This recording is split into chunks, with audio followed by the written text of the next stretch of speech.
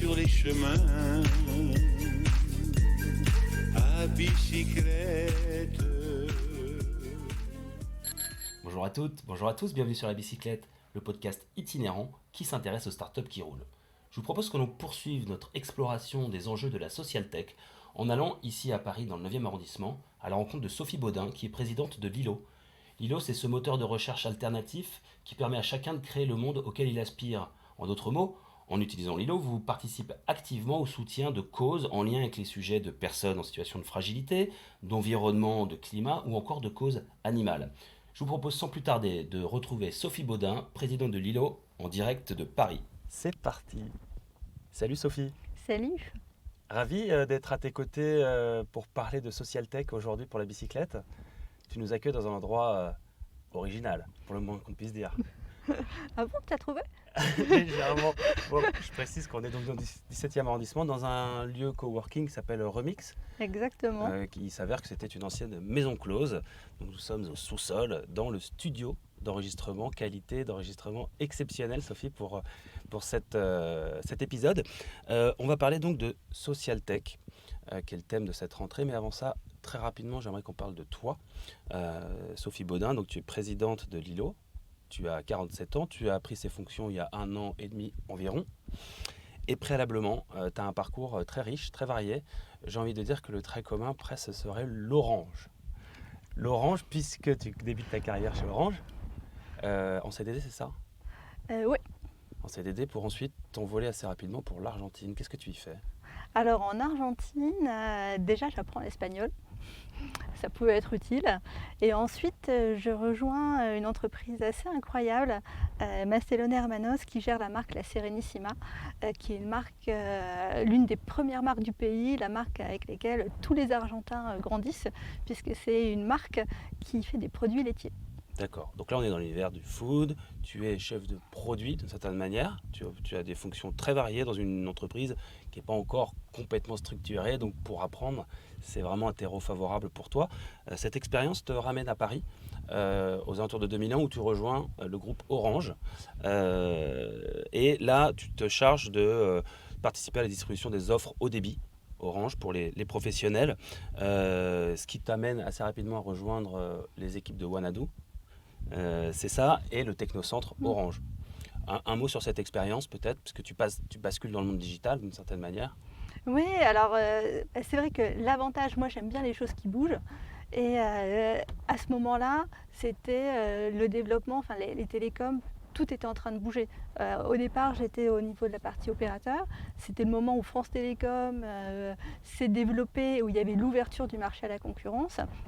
Ensuite, avec les équipes de Wanadoo, c'était l'avènement du haut débit et notamment le développement de Free. Donc c'est vrai que tous les modèles étaient en train de se révolutionner, de se mettre en place et il y avait des vraies questions sur qu'est-ce que les utilisateurs allaient faire de ce haut débit, comment ça allait impacter nos vies.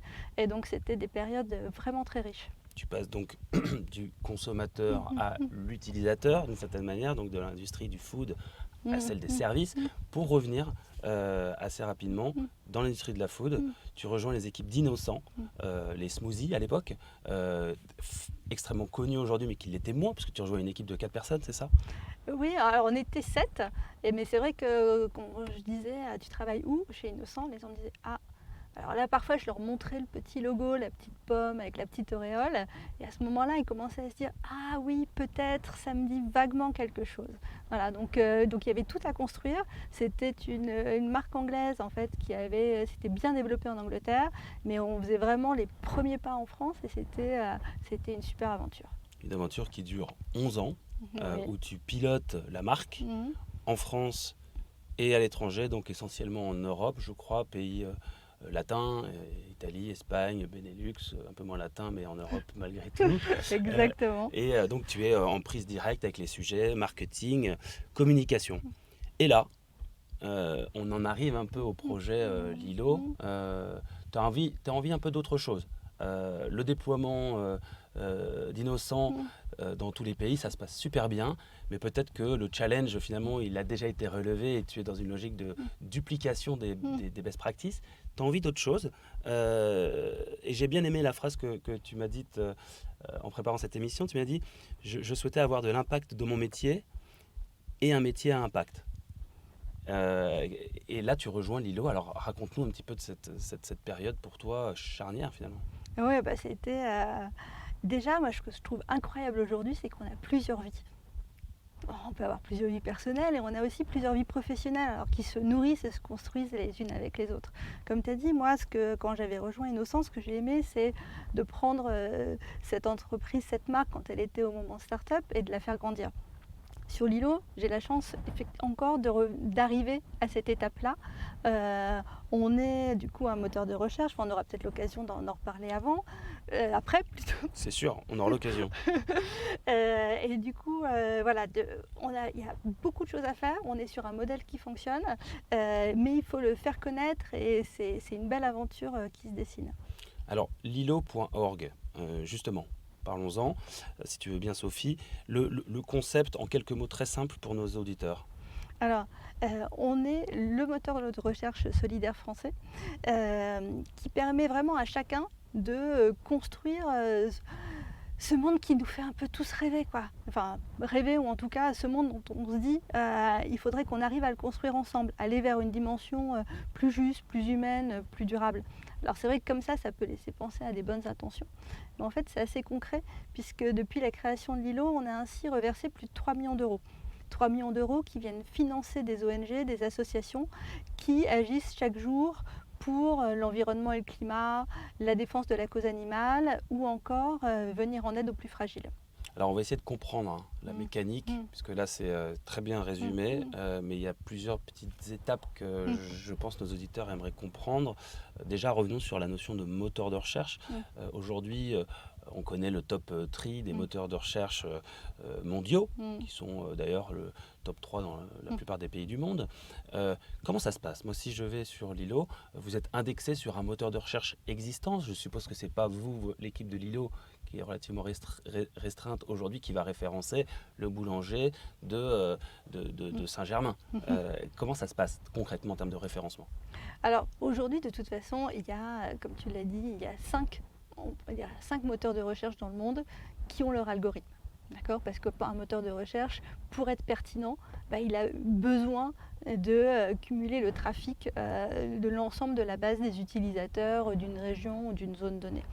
Voilà, donc ça, il y en a 5 dans le monde. Et ensuite, maintenant, avec l'ouverture, en fait, il y a la possibilité, pour ce qu'on appelle les moteurs de recherche alternatifs, de développer le service de moteur de recherche. C'est-à-dire, toi, en tant qu'utilisateur, tu peux l'utiliser pour rechercher le boulanger au coin de ta rue. Et puis nous, on va aller derrière chercher les résultats. On ne va pas nous scroller le web. On ne va pas construire des usines de serveurs. Ça n'aurait pas de sens.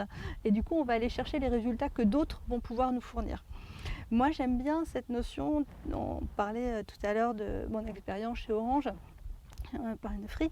Quand Free s'est développé sur le haut débit, on ne lui a pas demandé de repasser des fils de cuivre. Moi, je pense que sur la partie des moteurs de recherche, c'est à peu près comme ça aussi. C'est très clair. Du coup, tu parles de reverser des dons, des mannes financières à des associations, puisque c'est le concept de Lilo. D'où vient cet argent? Comment le générez-vous? Alors, on utilise tous un moteur de recherche. Ce qu'on ne se rend pas toujours compte, c'est qu'un moteur de recherche, ça génère de l'argent. Ça représente 20% du marché publicitaire en France, près de 2 milliards d'euros d'argent par an qui sont générés.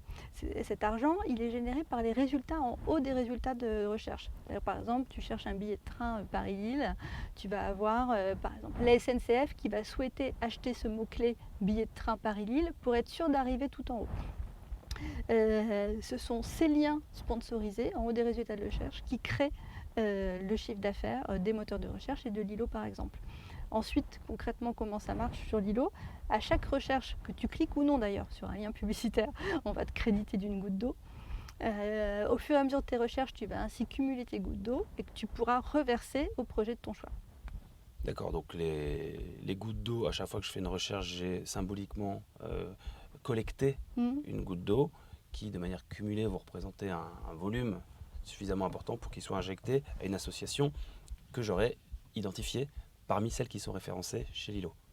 Exactement. Quelles sont les catégories, les typologies d'associations ou de causes que vous soutenez? Alors il y a 3 grands types de causes sur l'îlot. Il y a du coup l'environnement et le climat. Il y a la défense de la cause animale et puis l'aide aux plus fragiles, que ce soit sur une dimension de précarité ou sur une dimension médicale. Ensuite, tu me disais aussi à quel type d'association. Il y a vraiment, on n'est pas du tout restrictif à ce sujet. Sur l'îlot, tu vas trouver à la fois des grosses ONG que tu connais complètement, WWF, Médecins du Monde, la Fondation Abbé Pierre. Alors la Croix-Rouge pas encore, mais s'ils nous écoutent, ils auront peut-être envie de venir. Et puis des associations plus locales, qui étaient plus confidentielles et qui vraiment aussi vont pouvoir se faire connaître grâce à Lilo. C'est vrai que quand on s'est créé en 2015, on a tout de suite mis dans nos statuts que Lilo se créait pour développer des services numériques dans le but de financer, mais aussi de promouvoir des projets sociaux et environnementaux. Aujourd'hui, qu'on comprenne un peu la force de frappe, d'une certaine manière, de Lilo et surtout de ses utilisateurs, combien de personnes utilisent ce moteur de recherche alternatif? Alors on est autour de 800 000 utilisateurs de Lilo, donc c'est à la fois beaucoup et c'est très peu au regard des parts de marché qui existent aujourd'hui en France. Donc c'est un moteur de recherche français. Oui. Les utilisateurs sont essentiellement basés en France.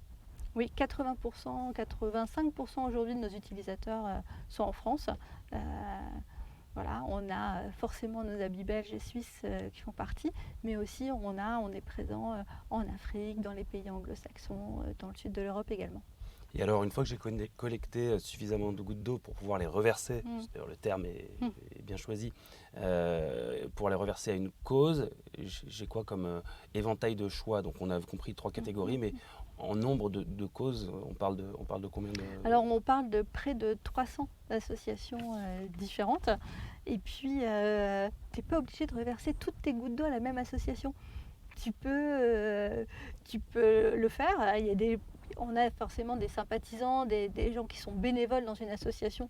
Donc eux, c'est sûr, leur objectif, c'est de reverser toutes leurs gouttes d'eau à leur association. Et d'ailleurs, il y a une possibilité de don automatique. Mais ensuite, on a des personnes. Moi, l'autre jour, j'ai échangé sur l'un de nos réseaux sociaux avec une utilisatrice de Lilo, qui était une maman comme moi. Et c'était assez rigolo parce qu'on faisait la même chose. C'est-à-dire, elle me disait, moi, je m'en sers aussi avec mon fils. À certains moments, on se pose, on regarde les projets qui sont présents. Ça nous permet de voir des problématiques, des types d'actions. Et du coup, à ce moment-là, on va décider de redonner à tel projet ou à tel autre.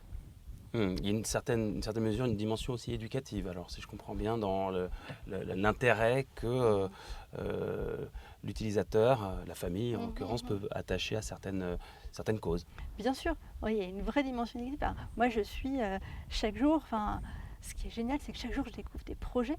Je connais des associations. Moi, ma plus grande difficulté aujourd'hui, c'est de savoir à quel projet je donne mes gouttes d'eau. Parce qu'on voit des gens qui sont tellement engagés. En plus, ils viennent, ils nous disent « Ah, merci, c'est fantastique ». Moi, j'ai une vision très humble de ce que l'on fait par rapport à eux qui agissent vraiment chaque jour sur le terrain. C'est quoi les grands enjeux de Lilo dans les années à venir, les mois, les années à venir? Premier enjeu, aujourd'hui on a 800 000 utilisateurs, on a versé 3 millions d'euros, c'est à la fois beaucoup, mais ça reste une goutte d'eau. Ça reste une goutte d'eau. Je t'ai dit, le marché publicitaire. Le marché publicitaire, c'est 2 milliards. Si tout le monde utilisait Lilo, ça ferait 1 milliard d'euros qu'on pourrait reverser par an. Ce serait quand même pas mal, rien qu'en France. Donc on a un véritable enjeu à faire connaître Lilo. C'est vrai qu'on s'est développé sans investissement, on n'a jamais fait de communication, pas d'investissement média, donc on s'est vraiment développé par le bouche à oreille. Et voilà, il faut qu'on continue à alimenter ce bouche à oreille avec nos utilisateurs, d'ailleurs qui le font toujours avec beaucoup d'enthousiasme. Et puis il y a un deuxième enjeu, c'est, on ne se rend pas toujours compte, mais c'est un marché sur lequel il y a beaucoup de barrières à l'entrée. Une vraie régulation. Oui, quand tu achètes un nouveau téléphone, on ne va pas te donner le choix, on va te donner un faux choix de moteur de recherche. Donc avoir du coup cette capacité, je pense qu'aujourd'hui en tant qu'utilisateur, en tant que consommateur, en tant que citoyen, on a envie de pouvoir choisir. C'est vrai que quand tu fais tes courses, si tu es dans le supermarché, tu vas choisir ce que tu choisis dans le rayon, mais aussi tu vas choisir si tu vas au Carrefour, au Leclerc, au marché du coin ou au Biocop. Et ben, je pense que dans le domaine digital, il faut qu'on crée les conditions de cet accès et de ce choix conscient des utilisateurs. On va s'approcher de la fin sur ces mots forts. Un conseil que tu donnerais à une personne qui souhaiterait se lancer dans l'aventure de la start-up, de l'entrepreneuriat, quel est-il ? De s'amuser, parce que c'est vrai que je pense que je disais tout à l'heure, quand on est comme ça dans un enjeu, on se rend compte que déjà on a beaucoup quand même de poids et de responsabilité sur les épaules, parce que chaque jour, ce que l'on fait est déterminant et a de l'impact. C'est à la fois génial, mais c'est aussi une forte responsabilité. Et du coup, il faut vraiment s'amuser pour le faire en même temps. Merci beaucoup. Alors, je ne me suis pas amusé, mais j'ai pris beaucoup de plaisir à te rencontrer, à échanger sur ce sujet très intéressant et fondamentalement social tech, je le rappelle. Merci beaucoup, Sophie, pour ton temps et longue vie à Lilo. Merci beaucoup. Quand on partait de bon matin, quand on partait sur les chemins, à bicyclette.